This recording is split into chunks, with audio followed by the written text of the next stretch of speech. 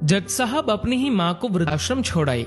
आश्रम में माँ का ध्यान रख सके इसलिए वहां के चौकीदार से दोस्ती कर ली थी और उसे कुछ पैसे भी दे दिए थे। चौकीदार के पूछने पर जज साहब ने चौकीदार को अपने दिल की बात आंखों में आंसुओं के साथ बता दी कि घर में पत्नी है जो माँ के साथ बदतमीजी से पेश आती है और पत्नी के कहने पर दोनों बच्चों ने माँ से बात करनी ही बंद कर दी। माँ को अकेलापन लगने लगा और इन सब वजहों से दिन भर रोती रहती थी, इसीलिए उसे आश्रम छोड़ने के लिए आ गए। तो चौकीदार ने कहा, जज साहब आपके सामने सारे सबूत थे कि कौन सही और कौन गलत है, लेकिन अपनी ही माँ के साथ न्याय नहीं कर पाए तो औरों के साथ क्या न्याय करते होंगे आप। ये बात जज साहब के दिल को चुभ गई। चौकीदार की इतनी सी बात का इतना असर हुआ कि 2 रात नींद नहीं आई, 2 दिन से खाना नहीं खाया और कोर्ट भी नहीं गए। ऐसा लग रहा था जैसे एक चौकीदार ने जज साहब की दुनिया हिला दी हो। तीसरे दिन जज साहब अपने रूम से बाहर आए। पत्नी और बच्चे खाना लेकर इसी इंतजार में खड़े थे कि जज साहब कब खाना खाएंगे। अभी जज साहब ने एक कागज पत्नी को और 2 अलग अलग कागज अपने बच्चों के हाथ में थमा दिए। कागज की एक लाइन पढ़ी तो पत्नी के हाथों में से थाली गिर गई। उस पर लिखा था कि मैं तुम्हें तलाक दे रहा हूँ, और बच्चों से कहा, आज से मेरी सारी प्रॉपर्टी आप दोनों की, मुझे कुछ नहीं चाहिए। बच्चों ने उन्हें जबरदस्ती कुर्सी पर बिठाया।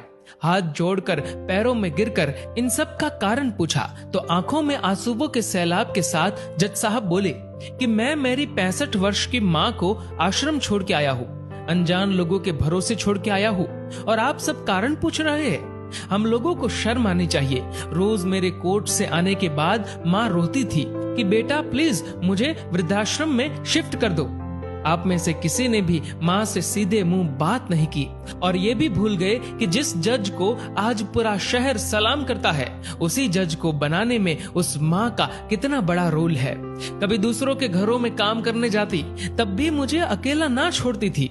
ऐसी भगवान समान माँ को मैंने आश्रम में छोड़ दिया, और वो भी ऐसे लोगों के भरोसे जिन्हें ये तक नहीं पता कि माँ को क्या बीमारियां है। खुद को कोसते हुए जज साहब कहते हैं, दूसरों पर फैसले सुनाने वाला आज मैं खुद हार गया। मैं जज नहीं बल्कि गुनहगार हूँ, और मैंने जो गुनाह किया है वो शायद कानून तो माफ कर देगा, लेकिन ईश्वर के कोर्ट में वो कभी माफ नहीं होगा। ये कहते हुए जज साहब बोले कि अब मैं अपने पापों का प्रायश्चित करने जा रहा हूँ। मैंने अपना सब कुछ आप लोगों को सौंप दिया है और अब अपनी माँ के साथ आश्रम में रहूंगा और उनकी सेवा करूंगा।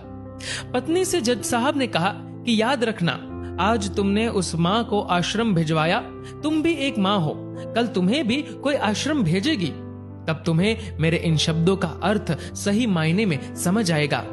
ये बोलकर जज साहब आश्रम के लिए चल दिए। आधी रात को चौकीदार भी जज साहब को देखकर चौंक गया। आश्रम के अंदर दाखिल हुए तो देखा माँ सो रही थी। करीब जाकर देखा तो पूरे परिवार की तस्वीर से लिपटकर रोते हुए माँ सो गई थी। आश्रम का प्रशासन भी जाग गया, क्योंकि पीछे पीछे पत्नी और बच्चे भी आ गए थे। उन्हें ये एहसास हो गया था कि उन्होंने क्या पाप किया है। तभी आश्रम की एक कर्मचारी बोली, हम इन्हें आपको नहीं सौंप सकते, क्या पता कल आप इन्हें मार दो तो। ये सुनते ही जज साहब की पत्नी को दिल में बहुत दर्द हुआ। वो बोल उठी कि मैडम जी, शायद हमारे हाथों बहुत बड़ा पाप हुआ है, मानते हैं, लेकिन अब हम इन्हें मारने नहीं, इन्हें एक नया जीवन देने आए हैं। आश्रम के सभी बुजुर्गों की आंखों में आंसू थे। सब के सब रो पड़े। खुशी के आंसुओं के साथ माँ को घर ले आए। लेकिन वही आश्रम में अनेक आंखें ऐसी थी जो किसी ना किसी का इंतजार कर रही थी। माँ, तेरा कर्ज मुझसे अदा क्या होगा, तू अगर नाराज है तो खुश मुझसे खुदा क्या होगा। दोस्तों, इस कहानी को लेकर आपकी क्या राय है, नीचे कमेंट करके जरूर बताएगा। और दोस्तों, अगर आपको ये वीडियो पसंद आए तो इस वीडियो को लाइक करेगा और ज्यादा से ज्यादा लोगों तक शेयर करेगा। और ऐसे ही और भी इंस्पिरेशनल वीडियोस के लिए सब्सक्राइब करें हमारे यूट्यूब चैनल को और फेसबुक पर फॉलो करें हमारे पेज को। धन्यवाद।